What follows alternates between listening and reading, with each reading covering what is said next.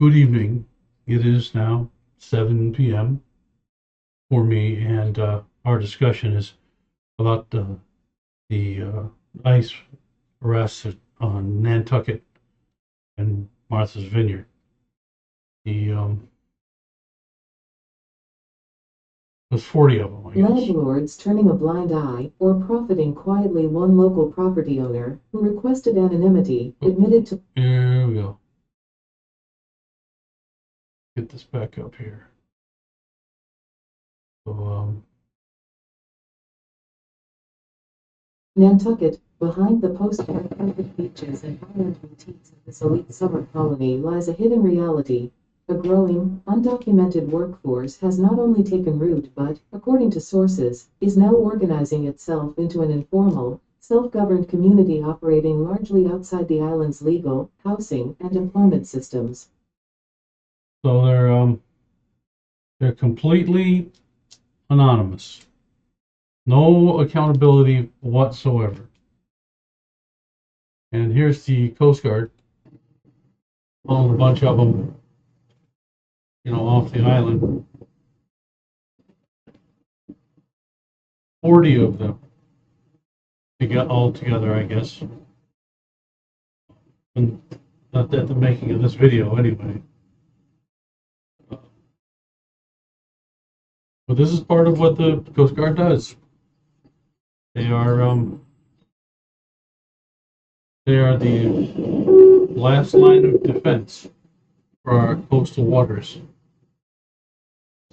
And it also includes helping law enforcement whenever needed. And they're all around. See, they're wearing shackles, and sad.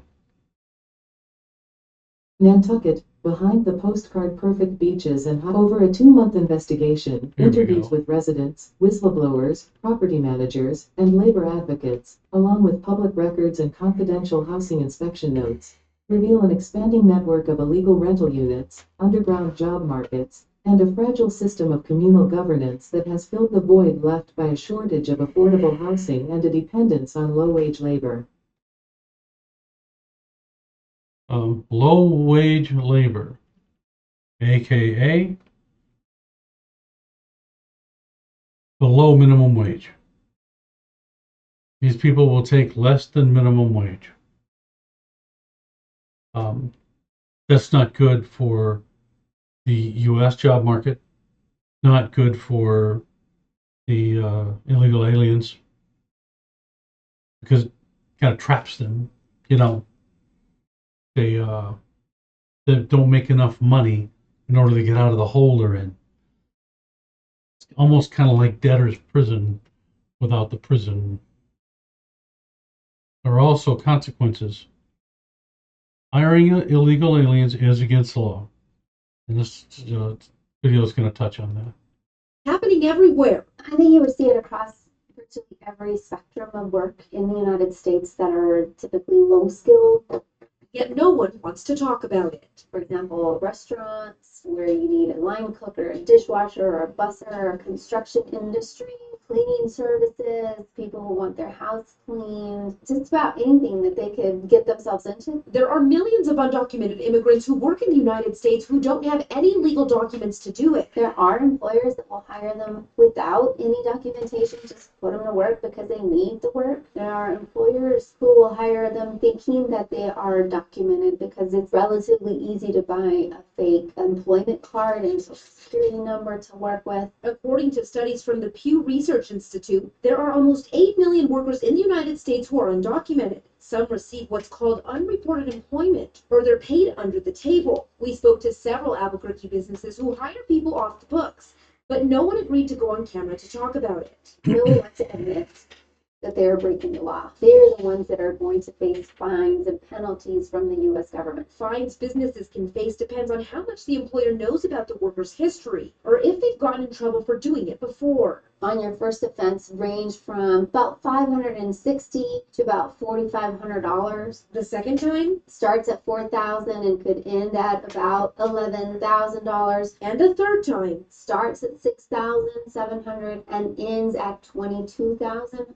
And those are each per employee. Businesses can also face violations for not keeping proper I-9 records, which are the forms we fill out when we first start a job that verifies our identity and employment authorization. They can also get audited at any time. Typically, when you hear that ICE is working with the Department of Labor and they're involved in some kind of raid, some kind of audit, then it's probably because they have some other information that leads them to believe that there are a high number of undocumented employees in either that sector or that business. In August, almost 700 undocumented workers were arrested after immigration authorities raided 7 food processing plants in Mississippi. Roxy de Santiago says it's likely the company is facing big fines. They are going to be facing fines. They should be facing fines, just that process isn't as open and in the news as a mass raid. Albuquerque business owners told me off camera that while they know what they're doing is illegal, I am certain that the employers and the employees both would like a fix to the system. the workers need the job just as much as the employer needs the workers. Neither side wants to break the law or take any risks. Washington needs to do its job. Marissa Armas, KOAT Action 7 News. Okay. Well, if it were for the housing inspections, people wouldn't even know. Evidently, well, that's not true. They'll be coming up, but they're talking about vehicles coming and going at all hours of the night. High traffic of people to these homes of these illegal aliens on Nantucket, and that spurred the neighbors to report it. And you would think that with that sort of thing going on, there would be a concern of some sort of, gun smuggling, people smuggling, drugs. But none of that triggered visits to those houses. So that's not normal. I don't think that's normal. Multiple sources, including a building inspector speaking under condition of anonymity, confirmed that at least 6 single-family homes have been illegally subdivided and converted into shared housing, accommodating 10 to 20 people per house. These homes are managed by what locals describe as a shadow HOA, a small group of long-term undocumented residents who coordinate rent collection, rules, and even dispute resolution. So they're governing themselves. Even if it is working, it's still outside of the law. No accountability. So if anything serious were to happen, if somebody were to decide, hey, we can totally abuse this, they trust us, we can do anything we want. Horrible things can happen. Horrible things can happen. Some of these people were in trouble for child rape. And then there was another one, I forget what the other one was for, but horrendous things that they've done to people. And no accountability. It's the perfect hiding place. And they can do all this stuff flying under the radar because nobody asks any questions.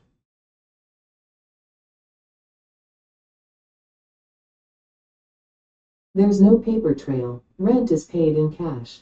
Utilities are handled collectively. They're running it like a parallel society, said a local housing inspector. This arrangement, while illegal, functions with surprising efficiency. The tenants often perform skilled labor on the island and send money back home via remittance services. While they avoid formal institutions, they've built a network of trust, labor referrals, and informal support, including a self-organized transportation system using borrowed or unregistered vehicles.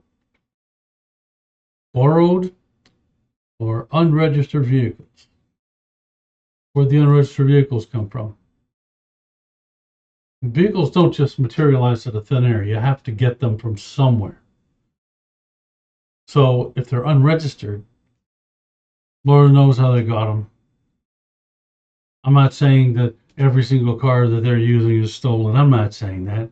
What I'm saying is you don't know, because they're completely unidentified, these cars. No idea who they belong to. This arrangement, while illegal, funked landlords turning a blind eye or profiting quietly. One local property owner, who requested anonymity, admitted to leasing a duplex to a known intermediary who sublets the rooms, often to undocumented tenants. I don't ask too many questions. I get my check on time. That's more than I can say for some tenants with perfect paperwork, the landlord said. Some landlords benefit from this setup, collecting inflated rents from overcrowded homes while avoiding registration, taxes, and inspections. State Avoiding taxes, right?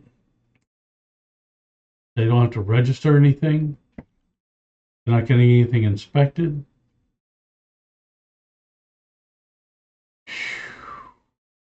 State and local code enforcement agencies, stretched thin and wary of triggering political blowback, have so far issued only minimal citations, even after repeated complaints. A crisis of enforcement and silence. The island's police Repeated complaints. There it is. The citizens are complaining, not all of them, but enough of them to evidently spark something. Department has received numerous reports from year-round residents about overcrowded homes, late-night labor pickups, and unlicensed contractors. But enforcement has been inconsistent. Lieutenant Karen De Silva of the Nantucket Police Department acknowledged the challenge. This is not a simple issue of trespassing or loitering. It touches labor law, immigration law, housing code, and politics. And frankly, we don't have the capacity, or the clear legal backing, to raid homes without cause. Immigration and Customs Enforcement, ICE, has not conducted a large-scale operation on the island in over 5 years. Internal sources suggest the agency is hesitant to pursue high-profile enforcement in politically sensitive, tourism-dependent areas unless directly ordered by Washington. Tourism-dependent areas are considered politically sensitive. So this isn't about the law. The fact that nothing was being done for such a long time. It's not about the law. It was about politics. Of all things, politics. These individuals want to come into the country, they want to work, get a work card. It's not that hard. In fact, it's really, really easy to get a work card. I've met people who've got the work. They said it was incredibly easy to get. So that there's really no excuse, unless, of course, as stated previously, some of the individuals are guilty of some pretty heinous crimes. But that's I don't know. Let's take a look at this here, and it's going to talk about the problem a little bit more in depth. Block ICE on the island. Immigration and FBI agents rounded up at least 40 undocumented people on both Nantucket and Martha's Vineyard. That's right, and this happened right after Memorial Day weekend. NBC 10's Molly Levine joins us live in studio with what Islanders are saying tonight. Molly, Tammy and Dan, I spoke with the editor-in-chief at the local newspaper, the Nantucket Current, who says the effects were felt almost immediately. He paints the picture for us. What happened Tuesday? Started getting messages, around 7 a.m. A Tuesday morning wake-up call on Nantucket Island. that ICE was on the island, that they were stopping cars and vehicles around the Mid-Island area. According to ICE, at least 12 undocumented people were apprehended on Nantucket Tuesday. The editor-in-chief at the local newspaper, the Nantucket Current, went out to the scene. Cars had been left behind on the street. We talked with one woman who was in a car on Old South Road who had two people in her car taken into custody, and she was there in the passenger seat just waiting to be picked up by her friend. Didn't speak English, so we couldn't really communicate too much. Immigrants were transported off the island by a U.S. Coast Guard boat. Had life jackets on and were marched out in shackles down the dock and onto the boat and taken away. Between both Nantucket and Martha's Vineyard Islands, about 40 people were detained, including one documented gang member and at least one child sex offender, according to ICE. Massachusetts Democratic State Rep. Julian Sir represents the islands in the Commonwealth. He posted on X saying in part that he's saddened and alarmed by the large-scale immigration enforcement actions. He goes on to say, while federal officials continue to cite the arrest of two individuals with criminal histories, that does not justify these broad, indiscriminate tactics with little regard for due process. Those living on the island say the effects were felt almost immediately. Noticeably less traffic than there usually is. There was less cars at school pickup at the public schools. People showed us messages from different companies, whether it was landscapers or house cleaners, saying, they're not going to be able to get to the serve their clients today because workers were afraid and were staying home. And Jason says the last immigration enforcement operation in September had the same chilling effect, where people were fearful to leave their homes and staying home from work.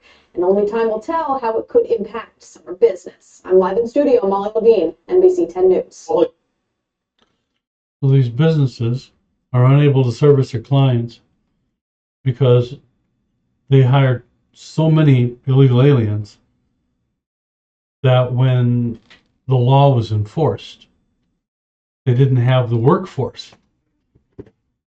to service those clients. None of that would have happened if they would have just taken the time and made the effort to get a work card. But these employers, they don't want to do that, because if they did that, then they'd have to start paying at least minimum wage. They don't want to do that. They like getting those hours for pennies. They want those hours for pennies.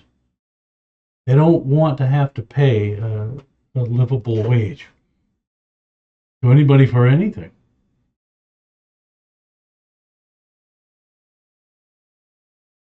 Meanwhile, town meeting records show that proposed funding increases for housing inspectors have stalled due to political divisions.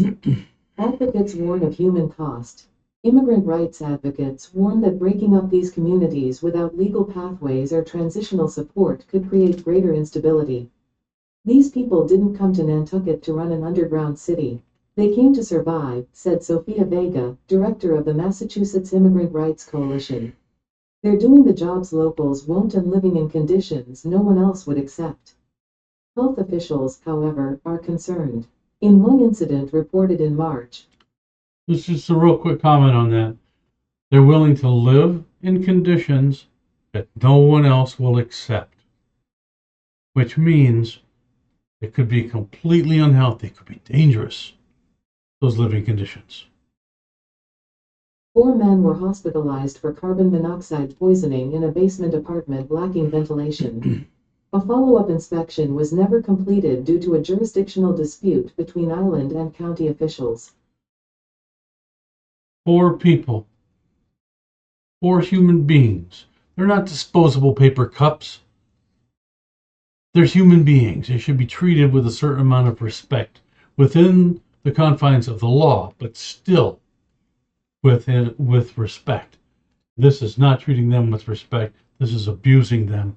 This is putting them in deadly danger just to get those hours for pennies. What happens next? Nantucket's Board of Selectmen is scheduled to discuss the issue at their next public meeting.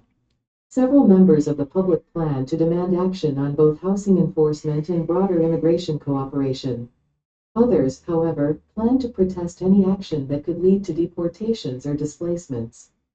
For now, the underground community persists in a legal gray area, surviving without recognition, operating without oversight, and exposing the deep fractures between economic reality and legal policy in one of America's most exclusive zip codes. Okay, it's not a gray area. It's not a gray area. They're in the U.S. illegally. That's a crime. Stop. Not a gray area. Asterisk NBESTIGATIVE report. An underground workforce and hidden community thrive on Nantucket. Byline. Special investigation by Culture Thought. June 9, 2025, Nantucket, MA. So now all of these people, these illegal immigrants that have been taken advantage of, in fact, their lives have been placed in danger in some cases, just so those employers can get those hours of work done for pennies.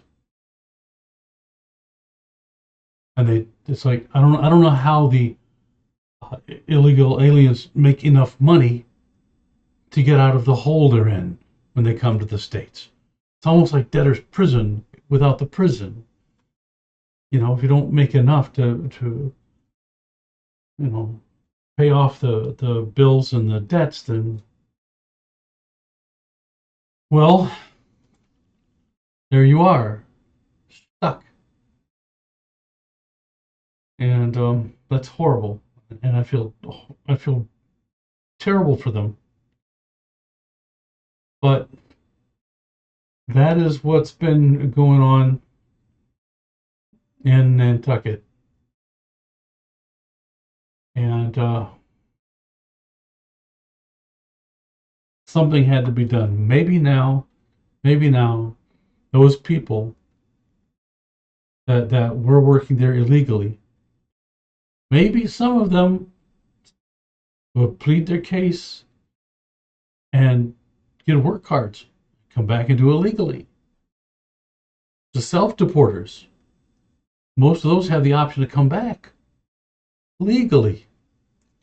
You're not kicked out forever. Of course, it depends on the case and how it pleads out in court, and they do get due process.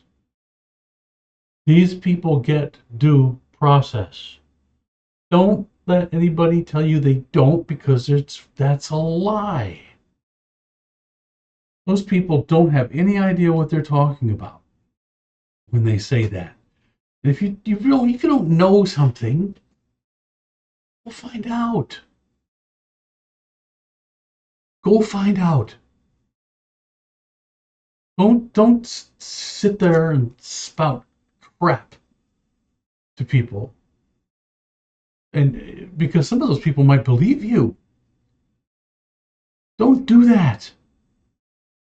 Go find out. Dig around, get some information. One of my earlier videos there, I think maybe it was the last one, talks about the due process that illegal aliens get before they're actually given a last order of deportation.